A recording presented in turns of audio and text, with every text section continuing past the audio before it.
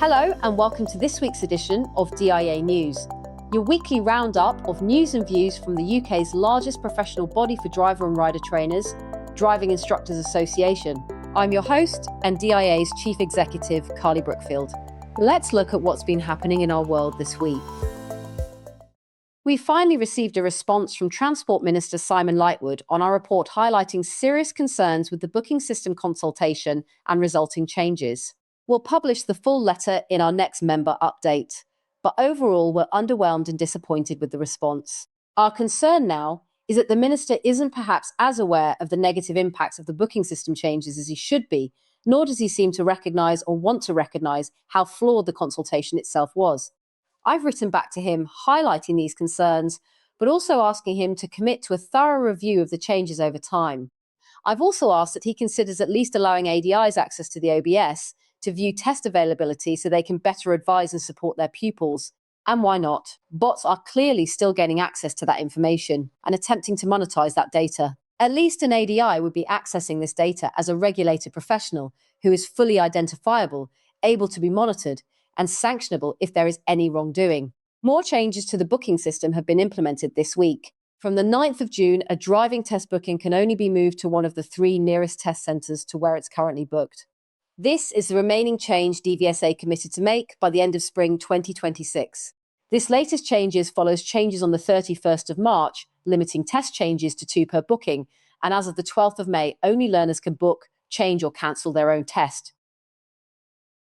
This week, DVSA have been posting on social media again about the success of the booking system changes, claiming now that over 3,600 accounts have now been identified as acting suspiciously and suspended.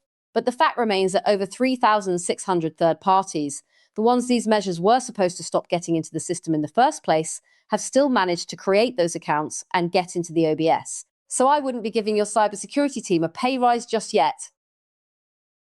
On Monday this week, I and colleagues from the National Association Strategic Partnership met with DVSA for one of our regular catch-ups. As well as discussions on test waiting times, including the issues surrounding Part 2 and 3 availability, we have also been using these sessions to advise DVSA on developments to the ADI Code of Practice to make it a clearer and more rational guide for professional trainers. However, a key feature of this particular meeting was for us to hit home the frustration and concern trainers have over the big issues, all exacerbated by a feeling that the leadership of the agency doesn't really care about the impact on trainers. I pointed out yet again that now having been in the job for over 6 months and presiding over an agency whose crisis in service delivery affects us all, the wider profession has still heard next to nothing directly from the new CEO. We've asked the DVSA comms team to consider producing more regular communications, which tell us what the leadership team is actually doing to help fix the problems and show the industry they do care about the impact on their paying customer, the ADI. As we reported last week, even though the changes to the booking system were supposed to help solve the problems, they may have actually created more. We're all aware by now of the new wave of third-party apps which have launched, focused on helping pupils swap their test, as well as other apps appearing in the market claiming they can view test availability in the OBS and help secure a slot. We also reported last week that test no-shows on test are up in general, despite measures such as the 10-day cancellation rule being introduced. Shockingly, what we've learned this week is that over 64,000 people didn't turn up for their test last year. That's 64,000 wasted tests at a time we need hundreds of thousands of extra tests. Does all this sound like success to you? This week, the DIA team have been busy crunching the data and overall feedback from a national survey we ran that sought the views of PDIs and instructor trainers on instructor training in the UK, asking for their thoughts on how it can be improved. We also met with instructor trainers themselves to gain more insight. This is all in preparation for an audit workshop being hosted by DVSA next week, which will explore how we develop instructor training standards. Thanks to the hundreds of PDIs and instructor trainers who responded to the survey, allowing us to get a broad and inclusive view of the problems and possible solutions, and share that with DVSA and the wider industry. Our aim in attending this workshop is to get your views across, but also press for tangible action on developing instructor training in the UK, rather than just talking about it.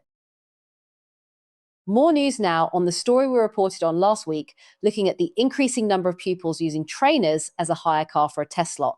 A national broadcaster contacted us this week to ask for our views on trainers charging upwards of £150 to almost £300 to lend their car to pupils they haven't even taught.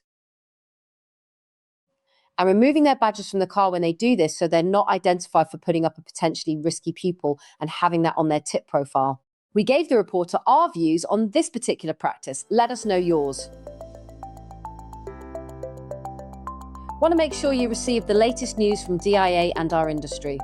If you're a DIA member, make sure you're fully subscribed to receive regular member updates, Driver Trainer magazine, and can also access the exclusive members area on our website. Not a DIA member? Join the UK's favourite association for driver and rider trainers now and access the full range of member benefits.